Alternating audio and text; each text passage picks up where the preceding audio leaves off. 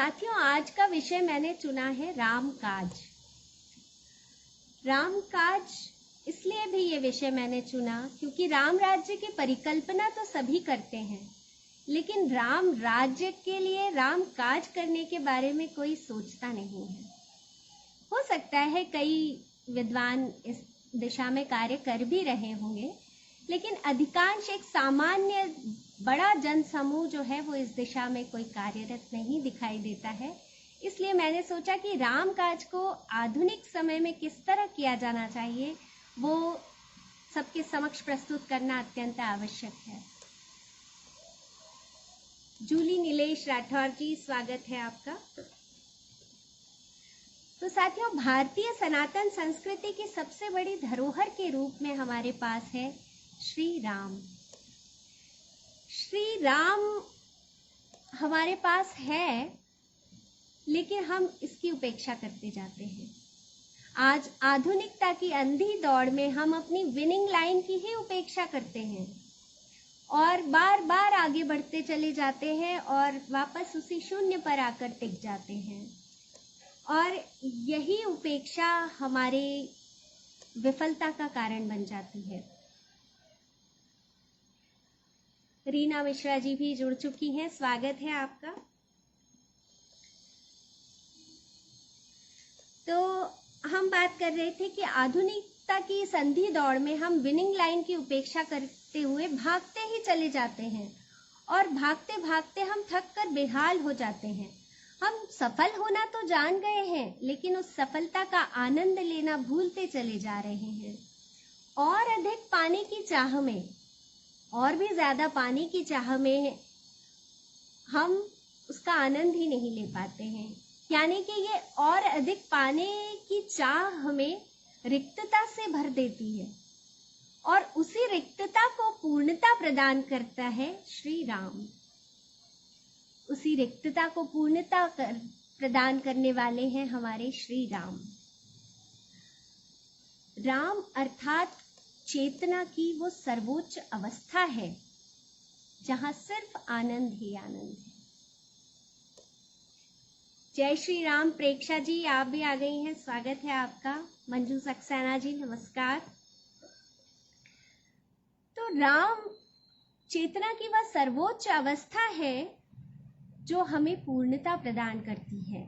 राम एक सर्वोच्च सत्ता है, अर्थात किसी राज्य या किसी देश या किसी लोक की नहीं, तीनों लोकों की सबसे बड़ी सरकार हमारे राजा राम की सरकार है।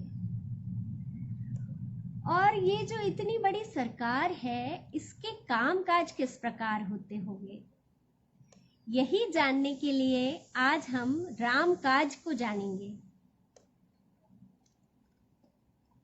ये सरकार इतनी बड़ी, इतनी विशाल, इतनी अनंत है कि इसका कार्यकाल कभी समाप्त नहीं होता, युगों युगों चलता रहता है। जब तक हम हैं तब तक ये राजा राम की सरकार चलती है। आज के समय में रामकाज किस प्रकार होगा, ये जानने के लिए आप सभी उत्सुक होंगे। धन्यवाद जयनाथ जी। तो आज के समय में रामकाज किस प्रकार हो, इसी पर चर्चा करने के लिए हम आज उपस्थित हैं। क्योंकि रामकाज को समझना है तो राम को तो समझना आवश्यक है ही, अन्यथा तो राम राज्य की परिकल्पना मात्र कल्पना ही रह जाएगी। हमारी अग्रिम पीढ़ी के लिए तो इसे समझना बहुत ही आवश्यक है, जिसकी नींव रखने का प्रयास हम इस आरिणी साहित्यिक समूह की आध्यात्मिक श्रृंखला के साथ कर रहे हैं।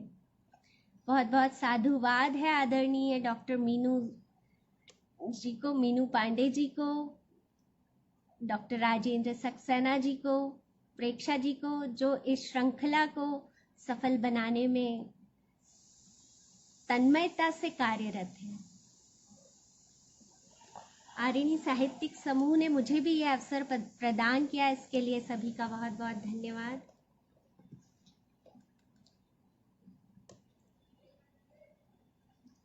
बिल्कुल सही कहा रीना जी, राम नाम को जपने से सारे ही अभाव मिट जाते हैं।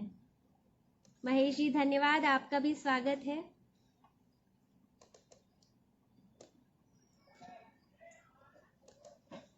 विद्यावान गुणी अति चातुर, राम काज करिबे को आतुर। हनुमान चालीसा का ये दोहा, ये पंक्तियां सभी को मुखाग्र होंगी, लेकिन कभी किसी ने इस बात पर, बहुत कम लोगों ने ध्यान दिया होगा कि हनुमान जी राम काज करने को क्यों आतुर रहते हैं। हनुमान जी हमेशा राम काज करने के लिए आतुर रहते हैं और राम रस पाने के लिए सदा ही तत्पर रहते हैं। राम काज करके वे सफलता प्राप्त करते हैं और फिर राम रस लेकर उसका आनंद प्राप्त करते हैं। यही बात समझने का हम आज प्रयास कर रहे हैं कि इतने विद्वान, गुणी और चतुर, राम काज को आतुर रहने वाले श्री हनुमान जी किस तरह राम काज करते थे।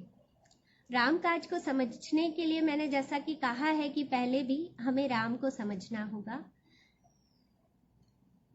मेरे विचार में राम, RAM, रे फॉर अवेकनिंग माइंड, हमारे मस्तिष्क को जागृत करने की दिव्य प्रकाश की वह किरण है जिससे हम सदैव सत्कार्य में लगे रहते हैं और सच्चिदानंद को प्राप्त करते हैं। राम एक ऐसी सर्वोच्च चेतना है जो इस मानव जीवन में तन, मन और धन तीनों प्रकार का सुख देने की क्षमता रखती है। राम एक ऐसी ऊर्जा है जो हमें सकारात्मकता से भर देती है। राम नाम की ऊर्जा, ये किरण, ये रे ऐसी है कि इसके संपर्क में आते ही हमारे मन मस्तिष्क का अंधकार तिरोहित हो जाता है और हम एक सकारात्मक ऊर्जा से आलोकित हो उठते हैं। और भी सरल शब्दों में कहूं तो हमें हमारे रोम रोम का ओम में रमना ही राम है। ओम विश्व का, इस शब्द साहित्य का, शब्द सागर का, शब्द ब्रह्म का सबसे छोटा अक्षर है ओम, लेकिन इसमें सारी सृष्टि समाई हुई है। बिल्कुल ऐसे ही राम है। और जब हम इस ओमकार में रम जाते हैं तब हमें राम समझ में आने लगते हैं।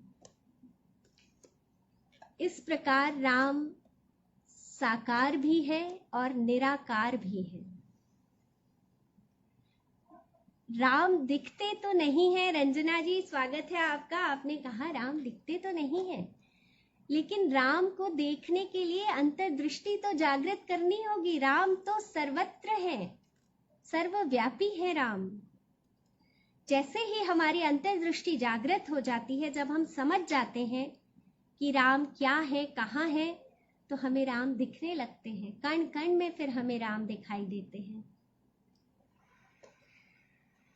तो मैं कह रही थी कि राम साकार भी है और निराकार भी।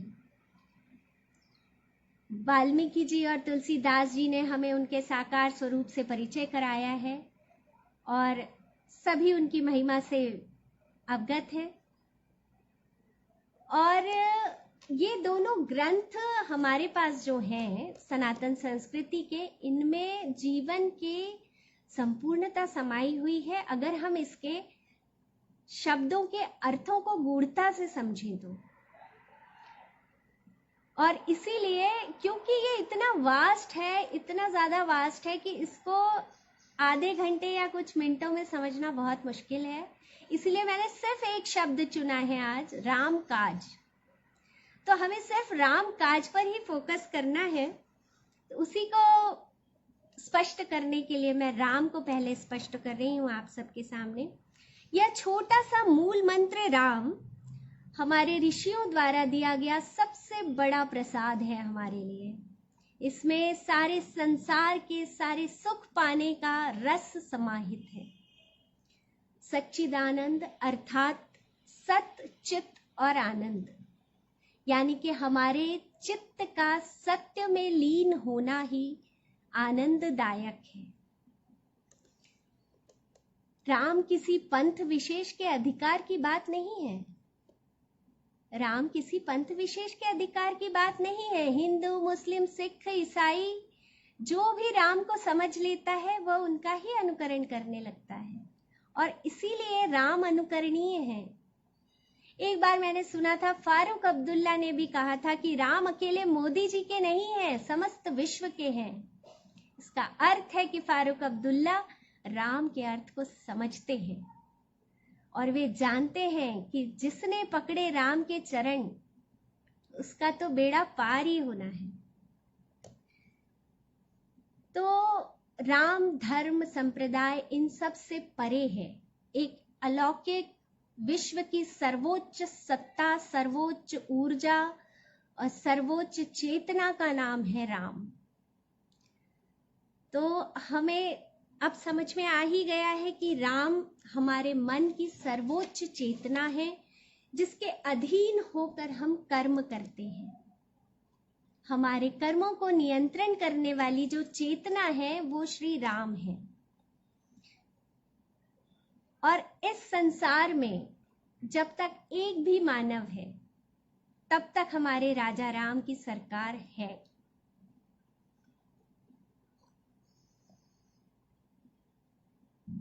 वर्तमान समय में राम राज्य तो सभी चाहते हैं, किंतु रामकाज अधिकांश लोग नहीं करते हैं। मैं ये नहीं कहती हूं कि रामकाज कोई नहीं करता, बहुत से लोग हैं जो रामकाज करते हैं, और उन रामानुरागियों के कारण ही ये संसार में अभी भी सुख व्याप्त है। किंतु इस कलयुग में रामकाज ना करने वालों की और रामकाज को ना समझने वालों की संख्या बहुत अधिक हो गई है। पहले के समय में दाल काली दाल में कहते थे कि कुछ काला है। आज के समय में कहा जाता है कि ये दाल ही काली है। तो जब दाल ही काली हो जाए तो फिर शुरुआत से दाल बनानी पड़ती है, नई दाल बनानी पड़ेगी। उसी प्रकार जब समाज में व्याधियां इतनी अधिक व्याप्त हो जाएं तो फिर नई शुरुआत तो करनी ही पड़ती है। और मीनू जी ने हमें ये इतना सुंदर अवसर प्रदान कर दिया है, तो हम भी तैयार हैं समाज को एक नए सिरे से गढ़ने के लिए।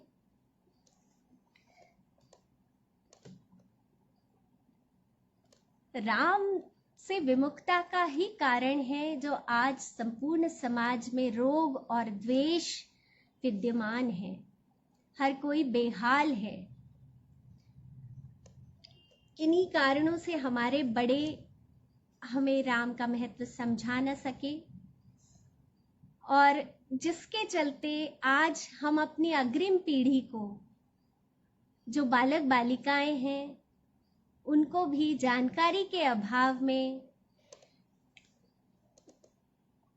ये समझा नहीं पा रहे हैं।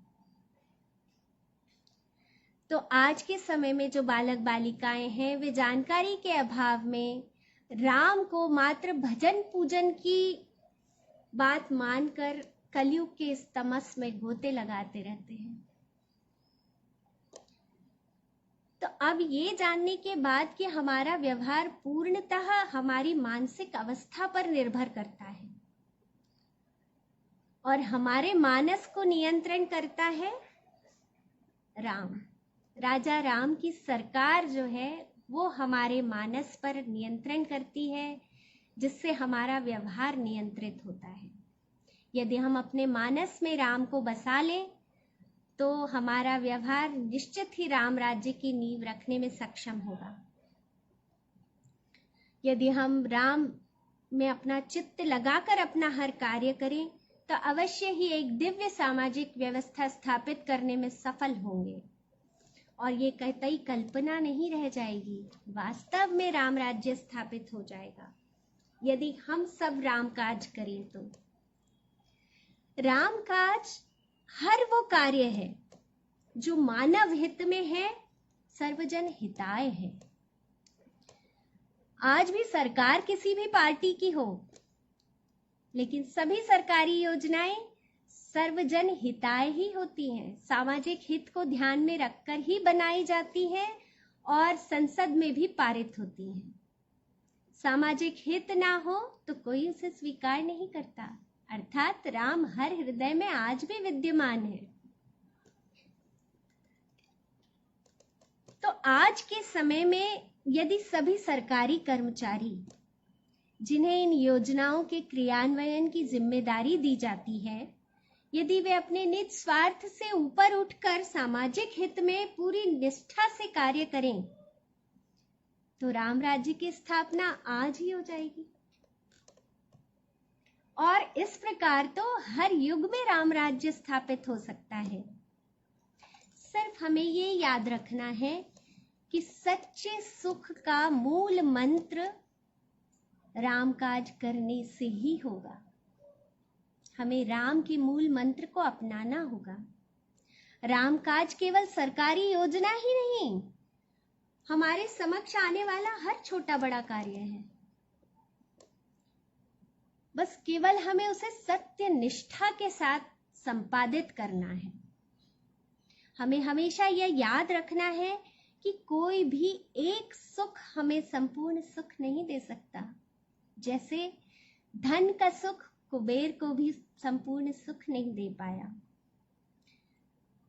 तन तभी तक स्वस्थ रहता है जब तक मन स्वस्थ, मन सुखी हो। और मन को सुखी रहने के लिए तन की भी आवश्यकता पड़ती है और धन की भी।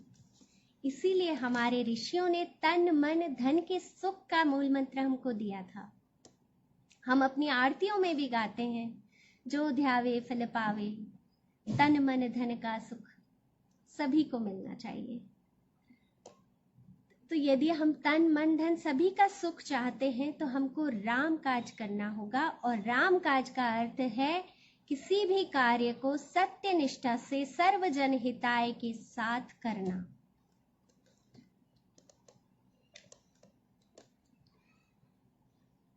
तन मन धन का सुख केवल राम राज्य में ही प्राप्त होता है और जिसका आधार मानस ही है। प्रत्येक मनुष्य का सुख, मानुस मनुष्य, अर्थात प्रत्येक मनुष्य का सुख ही आपको अनंत सुख दे सकता है। हम ये बात भूल जाते हैं कि हमें सुख मिल गया, अगले को ना मिले तो कोई बात नहीं, लेकिन अगर अगला दुखी है तो वो लौट कर हमारे पास ही आएगा। जब तक हम सुखी हैं, हमारे साथ साथ हमारा परिवार, हमारे पड़ोसी, हमारी सोसाइटी जब सुखी होगी, तब वो सुख हमारे जीवन में अनंत काल तक रहेगा। ये हम भूल जाते हैं। सब एकाकी हो चले हैं आजकल, अपने अपने में सिमट के रह गए हैं, मैं मेरा इसी में डूबे हैं। जब ये हमारा अहम ओम में समा जाता है तब राम आता है और राम राज्य की स्थापना के लिए राम काज का आवाहन करता है। तो याद रखिए कि अपने हर कार्य के प्रति आपको सत्यनिष्ठ होना पड़ेगा। ये तो एक सामाजिक तौर पर बात हो गई। निजी तौर पर इसको इस प्रकार समझते हैं कि जैसे कि आप एक विद्यार्थी हैं तो आपका कार्य है विद्या अध्ययन करना। अब यदि माता पिता को दिखाने के लिए, इस सोसाइटी को दिखाने के लिए आप अध्ययन करेंगे तो सोसाइटी और माता पिता की अनुपस्थिति में आप उद्देश्य से भटक सकते हैं। आपको लगेगा चलो मम्मी पापा नहीं है, थोड़ी सी चीटिंग कर लेते हैं। लेकिन यदि आप राम काज के लिए अध्ययन करेंगे, राम जैसे ही आपके मन में आएगा, आपकी निष्ठा जो है वो अध्ययन यानी विद्या अर्जन के प्रति बढ़ जाएगी और आप कभी भी अपने विद्या अध्ययन के उद्देश्य से भटकेंगे नहीं। और जब आपको विद्या प्राप्त हो जाएगी, इस प्रकार जब राम काज के माध्यम से आपको विद्या प्राप्त होगी तो वह आपको गुणवान बना देगी। और जब आप में वो गुण आ जाएगा, जब आप गुणवान बन जाएंगे तो आपको कभी किसी जुगाड़ की आवश्यकता नहीं पड़ेगी। और जब जुगाड़ की आवश्यकता नहीं पड़ेगी तब आप गुणी जनों का आदर करना जान जाएंगे, उनका मान करना जान जाएंगे। जिस प्रकार हनुमान जी विद्यावान गुणी अति चातुर है, उसी प्रकार आप भी गुणवान बन जाएंगे और विद्या प्राप्त होने के कारण यह गुण आप में विकसित हो जाएगा कि कहाँ पर आपको बल का प्रयोग करना है और कहाँ पर आपको बुद्धि का प्रयोग करना है। रामायण में हनुमान जी ने सुरसा के समक्ष अपनी बुद्धि का प्रयोग किया और लघु रूप धारण करके उसके मुख में समाकर बाहर आ गए और 100 योजन का समुद्र लांघ लिया और लंका के द्वार पर पहुंचकर लंकिनी को घूंसा मारकर बल प्रयोग किया और शत्रु के गढ़ में प्रवेश कर लिया। ये विवेक जब हर मानव में जागृत हो जाएगा तो स्वतः ही राम राज्य स्थापित हो जाएगा। जब सत्य निष्ठ और सत कार्य करने हेतु एक एक मानव सज्ज हो जाएगा तो राम राज्य स्थापित हो जाएगा। यही रामकाज है।